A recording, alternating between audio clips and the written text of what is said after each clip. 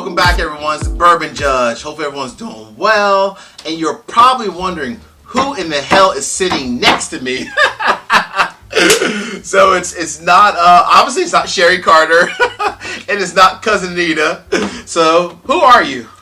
I'm Chad Dalton. What's up, Chad? So this is my buddy Chad. So a lot of times I think on multiple episodes I always say to people, and I say to everyone on the channel, you have to make good relationships with people that work at the liquor stores. So Chad is actually a manager at one of the premier liquor stores near me that I visit probably, my bank account will say, way too often. So wanted to bring someone on who is truly a, let's call it a subject matter expert, everything liquor related. A lot of stuff. Right? So let's start off by saying, so I'm going to do some fun facts with Chad. He didn't know I was even going to do this. I did not. So number one, bourbon-wise, if you had to just pick one, regardless of cost, that you just know is great quality and you're like, you know what, this just does it for me. What bourbon is that? The one I was telling you before, William Heaven Hill, from Distillery only in Heaven Hill. But more readily available, Old Carter. Old Carter. Wow. And maybe not even the bourbon, maybe the American whiskey. The American whiskey? Yeah. Wow. See, that American whiskey is good, isn't it? It's so good. It's so good. It's so good. It is good. It is no joke. It's Old Carter is phenomenal. All right. So next question. So I've known you for at least 4 or 5 years, right? At least. Not that long. 4 years? 3 years? 3 years. 3 years. Okay. Yeah. Okay. So how long have you been in the liquor business? 3 years. All right. When you started. Yeah. 3 years. It was supposed to just kind of be a temporary job. Yeah. And it turned into like a newfound passion for not just spirits, but wine in particular. And I love it. And I would like to potentially make it my lifelong career. Okay. So, yeah, it's actually, cool. In the grand scheme of things, I'm quite the novice, but I have a thirst for knowledge. Yeah, hey, that's good stuff. That's good stuff. Yeah. That's awesome. That is awesome. So so today we're going to go ahead, folks, and we're going to dive into Blood Oath Pact number 7, coming to you from Lux Rowe Distillery. So let me ask you, Chad, have you ever had Blood Oath before? I have not. You have not? No. Go ahead. Why don't you take it out the box? Nice little fancy box, right? Yeah. Hey. So that box, just so you know, it costs everyone $100. I wonder how much is for the bourbon and how much is for the box. Right, exactly. You always have to wonder about that. I will say, I've heard mixed reviews.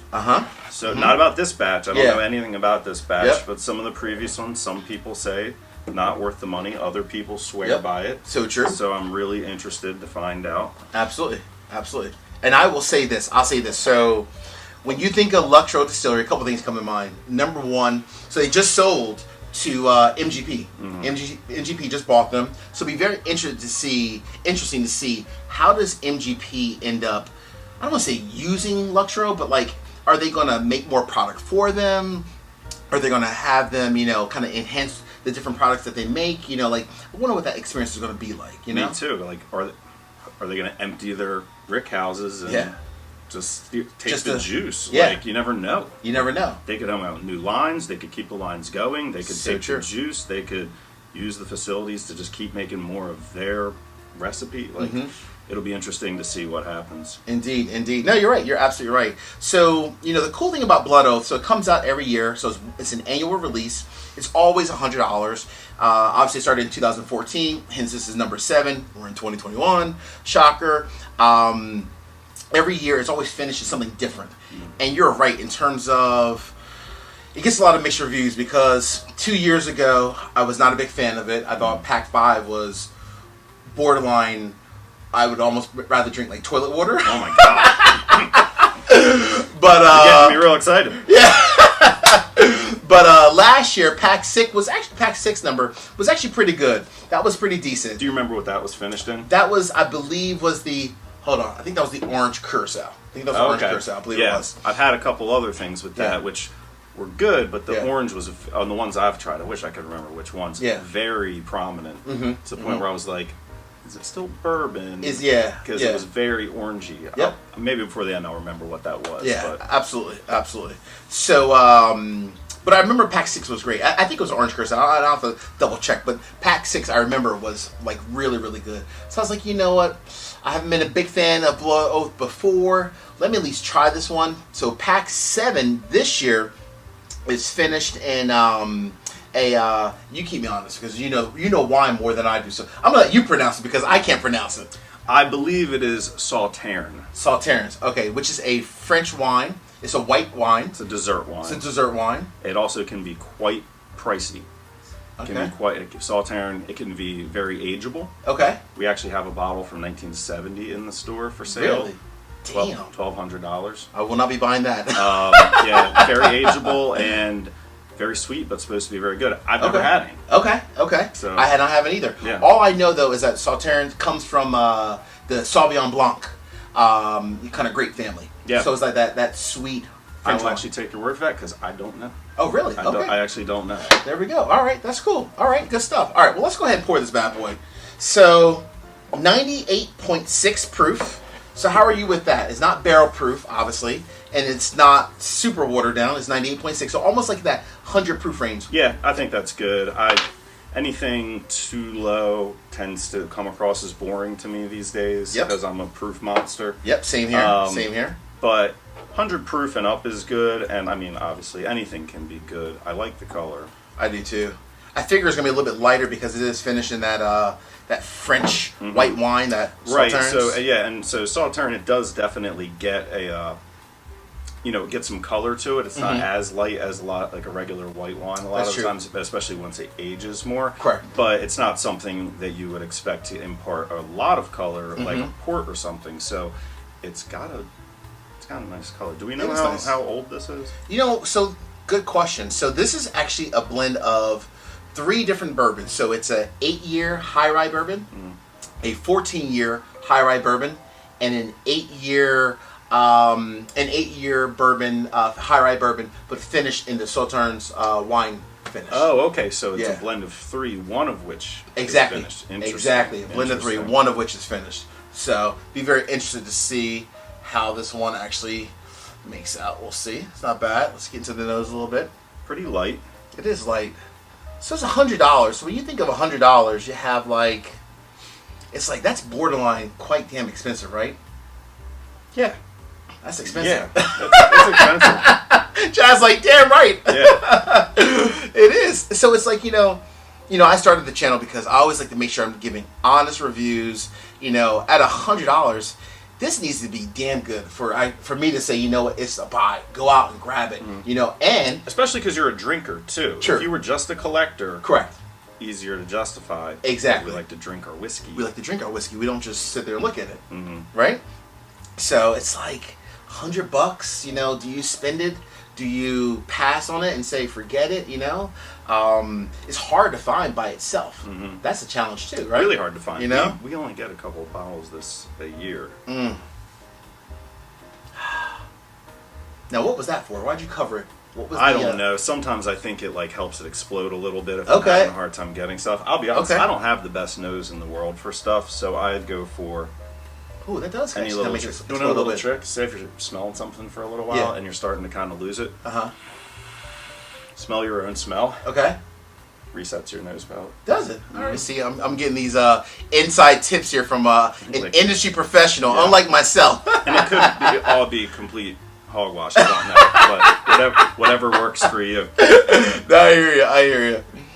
So, I'm gonna do that, but not on days when I go golfing because right. Anything's gonna smell better than that.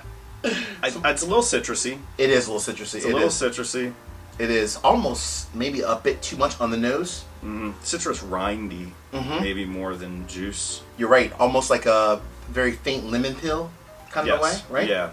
A little powdery. A little. I guess floral that's too. I guess that's like the woodiness, maybe a little bit. Yeah. Floral. So John Remp, floral.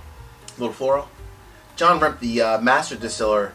I mean, I give him credit. Every year he's doing something different. This is truly like until they recently came out with their own Lux Rowe branded whiskey, which is like the new top of the line. But up until that point, this was truly their creme de la creme. Like this was like their top of the line, right? So I give him credit for that. But sometimes I always wonder, is it too much? Right? Is it too much?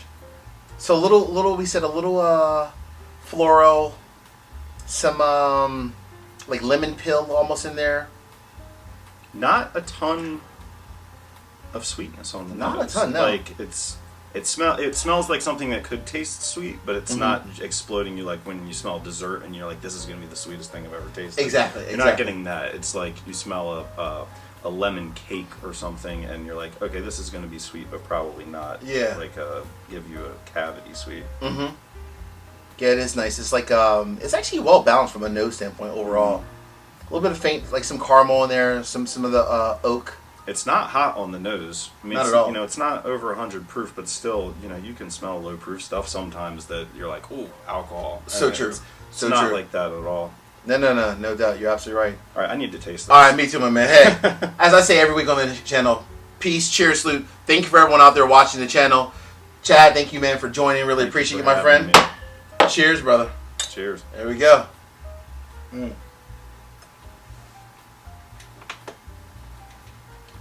It tastes way better than it smells. It's that's delicious. That is pretty good, right? I really like it. That's nice. It's viscous. It's got weight. Inside the palate. Palate is long but smoother at the same time. Not like very robust, like kind of grab you and bite you, right? It's long but just smooth. But you know it's there.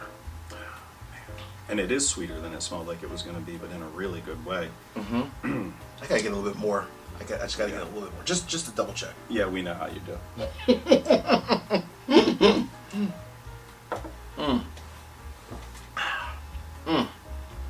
That is actually different. I like that. I guess I might be giving my judgment away yet, but hold on. I'm blowing the protocol here. I couldn't help it. It's damn good. I really like the taste.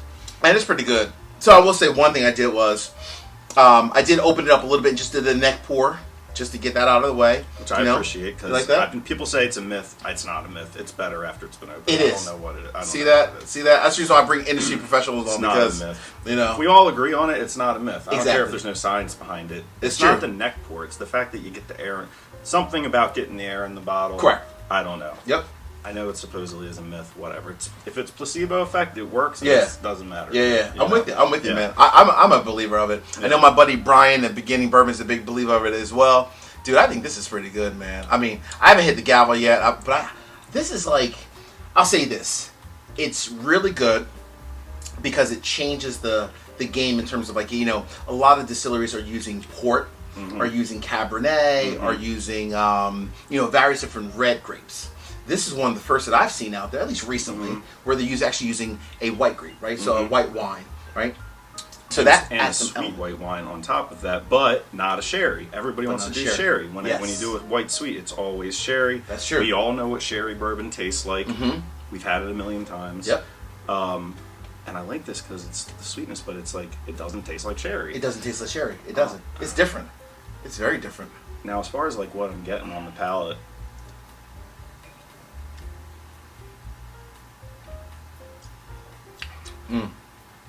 Wow. I kind of like the palate. It has that lemon, but to me, it almost converts a little bit more to like an apple pear on the palate. It converts a little bit. I have a hard time getting so specific, so while I'm like a stone fruit, but yeah, you're right. Like, it is, right? Yeah, yes, it's definitely less citrusy, more traditional stone fruits, apples, pears, correct, on the palate. Hotter than I thought it would be from smelling it, but not in a bad way, because I like a little heat, little fire on it. Yeah. And the sweetness, though, I'm having a hard time. It's a brighter sweetness than what I like. I'm not putting it in a honey necessarily, maybe honey, but not like a caramel or like a deep dark one. No, it's more of a brighter. This is a damn good summer bourbon, though. Yes, it is, right? Yes, for sure. It's a summer bourbon. This truly fits that. It almost does it sit more than 100 proof to you? Like just slightly a little bit more or less? What do you think? Or right at 98.6? I think maybe a little higher. I like, not in a bad way though. Yeah, not in a bad way. Not like, barrel proof. I like high proof stuff. No, actually, yeah. I don't know. Like 105 maybe? Yes. 110? If I had to guess, and you said, what is this? I would say between 1 and 110 or something. I would actually guess a little higher than That's exactly where I'm at also. I'm thinking this is like a 105, 108 proof. I mean, it's only 108. I'm sorry, 98.6, but it sips, folks, like a 105 to maybe 108 proof. It really does. Wow, this is nice. All right, well, I wish I could be better about like pulling out like a crazy note here, but I can't. It's just kind of like it's different. It's sweet and it's like got a powdery confectiony kind of thing to it. Almost like, you know how there's some desserts where it'll be like apples or something, and they're like hot and simmered, and they maybe have like brandy on them. Correct. Yep. Absolutely. Something That's like exactly that. What. Yeah, you're right. Something like that. You're right. You're right. Now you're spot on, man. You're spot on. I get this last little drop. I don't leave good bourbon in class. All right. Oh, I've even got a little on that one. I got a little bit more tropical fruit flavor on that. The first sip, like a whiff of a pineapple. Not anywhere near close to one, but just something really bright and tropical. Okay. Yeah. Wow. Let's put that bad boy up there. All right. So hey, I've only did this for cousin Anita. I don't do it for a lot of people, Chad. I'm gonna pass you the gavel. We're gonna do separate, but equal judgments. You ready? I'm ready. All right, my man. Hey, you get to go first. Your judgment is in. All right. Leave it on the shelf so I can buy it. No, it's delicious. Buy it. If you can find it. If you can find it, buy it. Yeah. Okay. I mean, that's a great bottle of bourbon. That's a damn good bottle of bourbon. Like that. All right. I have a judgment as well, and I'm gonna give you a reason why, folks. So I want you to listen to the reason why. For me only, this is a buy. However, I want to be crystal clear. If you are the type of bourbon drinker or sipper, whatever, where you truly like your traditional caramel, brown sugar, and it's only Elijah Craig or Stagg Jr., and you can't get out of that realm, don't buy this. But if you are someone that really loves, let's call it a bourbon that's done very well, in this case with a French wine, the Sauternes wine, and it definitely adds some complexity. It is unlike any other traditional bourbon that's out there. If you're open to something like that, then I would say go for this. I actually like this a lot. Same. I really do. Same. I'm excited to have gotten to try it finally. Yeah, absolutely. Hey, man, while we break, let's get another little sip. And folks, it's an experiment for a reason. It's an experiment. It's something new. It's not in your traditional line. Exactly. That's the point of experimenting, having fun. That's what bourbon's all about. Hey, I say this every week. Folks, peace, cheers, salute. Chad, my man, cheers again, brother. Thanks again for joining. Cheers. Take care, everyone. Cheers. Peace out.